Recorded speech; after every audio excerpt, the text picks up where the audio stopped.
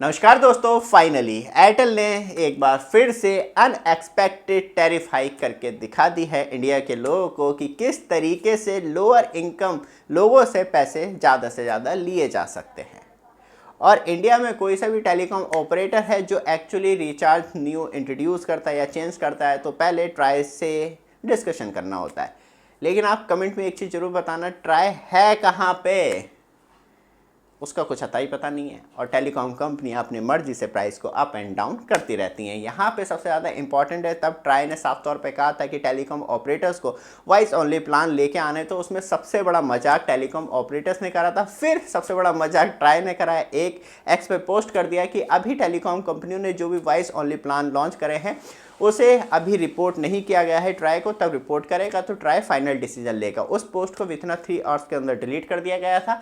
फिर telecom operator ने actually जो वॉइस ओनली प्लान के साथ जो मजाक किया था उसमें से बस डेटा रिमूव कर दिया, 100-150 रुपये कम कर दिया और पब्लिक के सामने प्रेजेंट कर दिया, आपको ये लेना है। अब डेटा के लिए अलग से महंगे रिचार्ज करवाइए।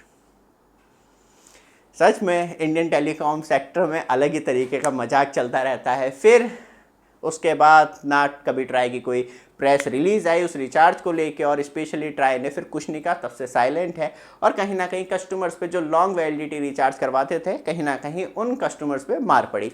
फिर सबसे अच्छा जो अभी एक्चुअली प्लान देखने के लिए मिलता है वो आपको BSNL का देखने के लिए मिलता है। 1100 रुपये में एक्चुअल वॉइस ओनली प्लान कह सकते हैं उसे, जिसमें कि आपको पर मंथ बेनिफिट मिलते हैं, डेटा, कॉलिंग और मिनट्स। लेकिन वही सबसे बड़ी प्रॉब्लम की नेटवर्क इशू BSNL में सबसे ज़्यादा है।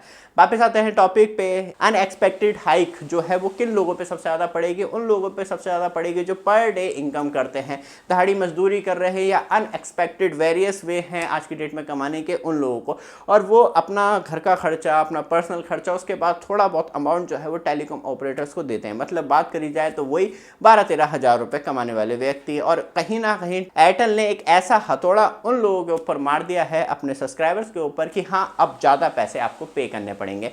क्योंकि जो पहले हमें रिचार्ज में बेनिफिट देखने के लिए मिलते थे वो सच में बहुत ज़्यादा अमेजिंग थे, जिसमें आपको 219 रुपये का रिचार्ज देखने के लिए मिलता था। लेकिन अब उसे किस तरीके से चेंज कर दिया है। पहले वाले बेनिफिट देखते हैं तो सच में अमेजिंग है। बट आप हमारे चैनल पे फर्स्ट टाइम आए हैं, चैनल को सब्सक्राइब, वीडियो को लाइक जरूर कीजिएगा रेगुलर अपडेट के लिए। बाकी आपके पास 360 कैमरा हो तो उसके लिए आप easily wall mount stand order कर सकते हैं। बहुत ज़्यादा लोगों का 360 कैमरे का क्लिप टूट जाता है, तो हमारा जो स्टैंड है वो डायरेक्टली फिट हो जाता है और आपको फ्री शिपिंग के साथ आपके घर पे डिलीवर कर दिया जाता है। व्हाट्सएप नंबर आ रहा है, वहाँ से ऑर्डर कर सकते हैं।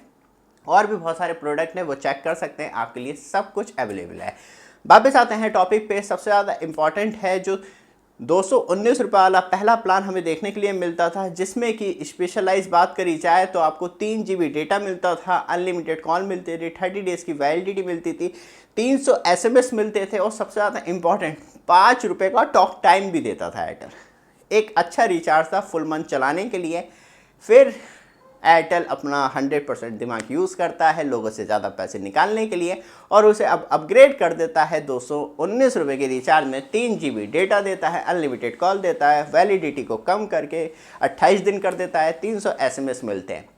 फिर 300 SMS में भी एक कंडीशन रख देता है जिसमें कि आप 100 SMS पर डे ही यूज़ कर सकते हैं। तो फाइनली बात करी जाए तो आज की डेट में मैसेजिंग का काम जो है स्पेशली UPI पेमेंट कनेक्ट करने के लिए होता है कि यार बैंक से मैसेज आएगा तो कभी ऐसी प्रॉब्लम ना हो, तो स्पेशली उसी काम के लिए मैक्सिमम यूज़ होता है या वेरिफिकेशन के लिए।